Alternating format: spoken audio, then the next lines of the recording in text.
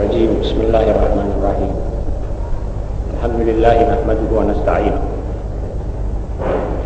ونستهديه ونسترشده ونعوذ بالله من شرور أنفسنا ومن سيئات أعمالنا من يهد الله فلا مضل له ومن يضلل فلا هادي له وأشهد أن لا إله إلا الله وحده لا شريك له وأن سيدنا محمدا عبده ورسوله اللهم صل وسلم وبارك على سيدنا محمد وآل سيدنا محمد كما صليت وسلمت وباركت على سيدنا إبراهيم وعلى آل سيدنا إبراهيم في العالمين إنك حميد مجيد. أما بعد فإن أصدق الحديث كتاب الله وخير الهدي هدي سيدنا محمد صلى الله عليه وآله وسلم أن شر الأمور محدثاتها وكل محدثة بدعة وكل بدعة ضلالة وكل ضلالة في النار. Ma'asyiral muslimin rahimakumullah.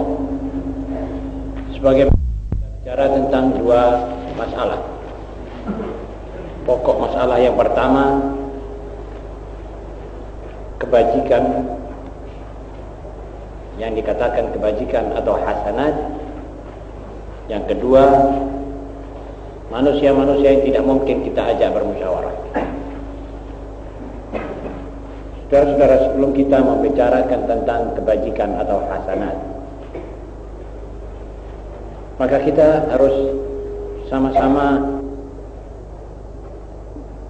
mengerti bahwa tentang hasanat, barangkali tak ada seorang pun di antara kita yang tidak ingin menambah hasanatnya.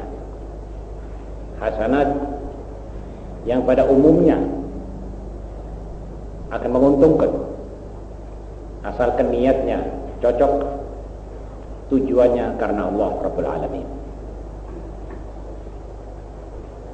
Hasanat akan meninggikan derajat kita di hari kiamat, akan memperdekatkan kita kepada Allah di hari di mana manusia tidak membawa apa-apa kecuali hasanat dan amal itu.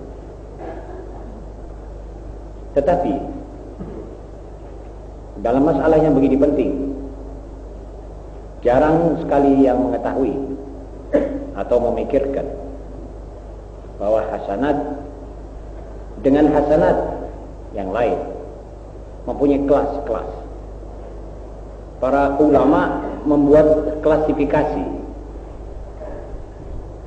Ada hasanat yang lebih besar pahalanya daripada hasanat yang lain, walaupun kiranya sama maksudnya kepada Allah Subhanahu wa taala. Pahalanya berbeda, dan leganya hati seorang mukmin setelah mengamalkan hasanat itu walaupun sama-sama dengan ikhlas juga berbeda-beda. Ma'asyiral muslimin, berbicara tentang hasanat yang berbeda-beda, bertingkat-tingkat dan berkelas-kelas, juga sayyiat, juga maksiat yang kita lakukan mempunyai tingkatan-tingkatan. Ada tingkatan yang berbahaya, ada tingkatan yang lebih lagi. Contohnya sekarang, sayyiat yang dilakukan oleh seorang secara tersembunyi, dia malu dilihat orang, itu sayyiat, akan direken oleh Allah sebagai sayyiat dan akan disiksa di hari kiamat kalau dia tidak bertobat, sebab dia sayyiat. Merasa malu untuk berbuat maksiat di hadapan orang. Misalnya orang suka minum, dia minum di dalam satu tempat yang tidak pernah orang melihat, menutup-nutupi diri. Biasanya yang begitu itu ada malu. Kalau malu biasanya tobat, dan kalau tobat biasanya diampuni oleh Allah Subhanahu wa taala. Tetapi ada seorang lain yang mengerjakan maksiat, Setelah ditutup-tutupi oleh Allah, dia malah memberitakan kepada teman-temannya, kepada lain orang. Misalnya, wah tadi malam saya menang main. Kemarin saya dapat buntut. Waliyahillah. Dia ceritakan kepada orang lain. Padahal sebenarnya orang tidak tahu. Allah sudah menutupi dia. Dan itu penutupan rahasia-rahasia orang yang berbuat begitu itu adalah nikmat daripada Allah. Maksudnya Allah supaya cepat-cepat dia menutup hitungannya ini dengan taubat. Allahumma sur awrati wa amir rawati. Tapi tidak dibongkar. Oh tadi saya dapat ini, saya minum bersama bulan berbulan, saya begini, itu dikeluarkan kepada orang lain. Ini sayiat lebih berat. Dan ada lagi yang lebih berat. Sayiat yang dikerjakan secara demonstratif di muka umum. Minum di muka umum. Jalan dengan perempuan yang bukan mahram di muka umum.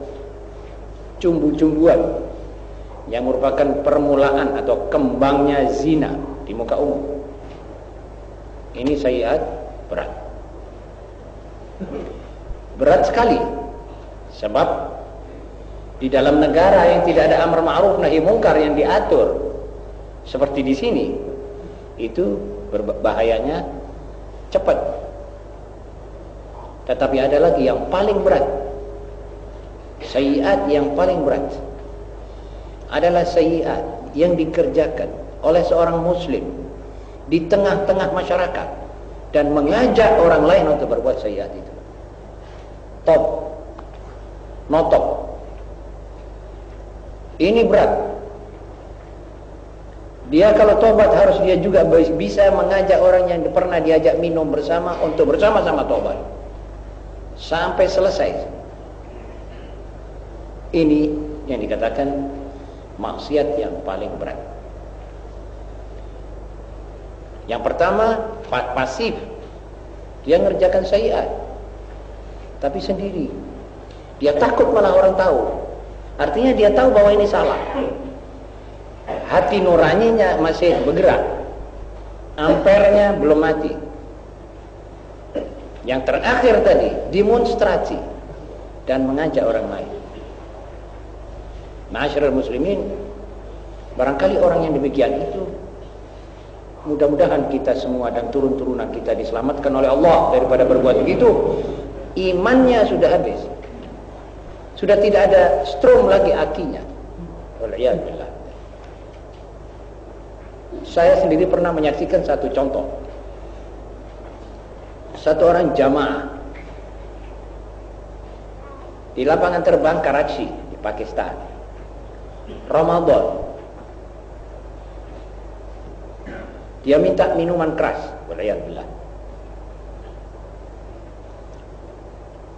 Setelah itu pelayan membawakan minuman keras.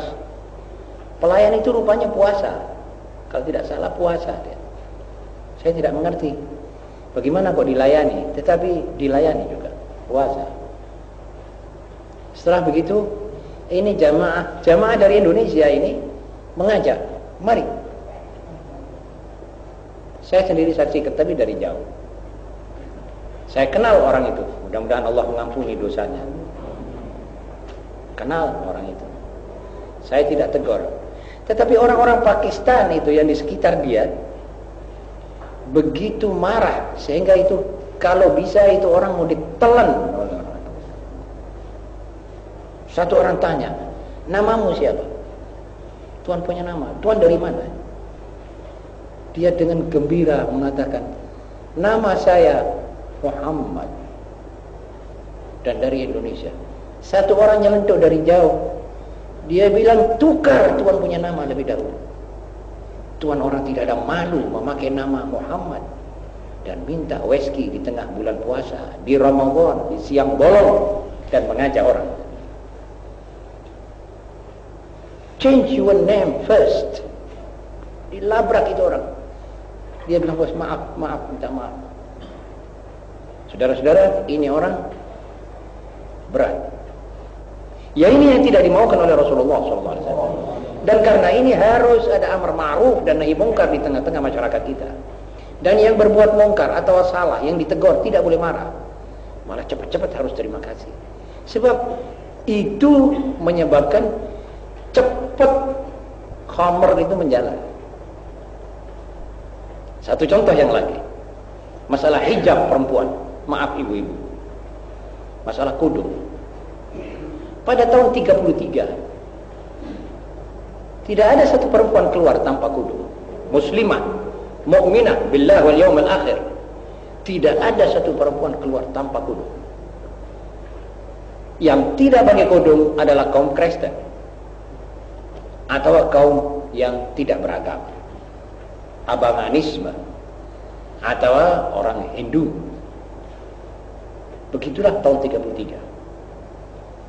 Tidak lama ada 1-2 gelintir hasil intriknya setan yang mau sok intelek keluar menaruh kudung. Belum pakai rok, saudara-saudara, masih jauh masalah rok.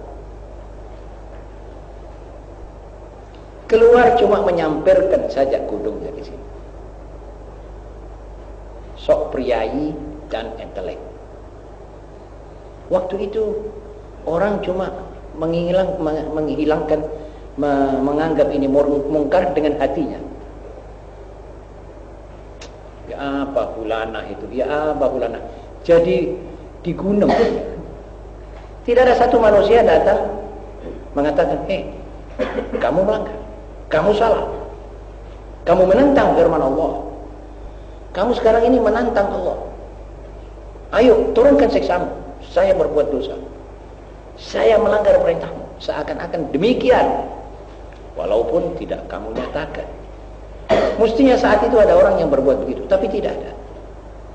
Berjalan terus. Tambah buat 3 orang, tambah 5-6 orang. Akhirnya keadaan begini. Maaf,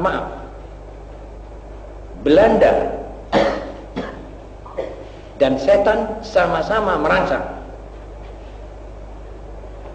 Dari hati yang gelap ini timbullah satu perbuatan yang mengajak yang lain orang.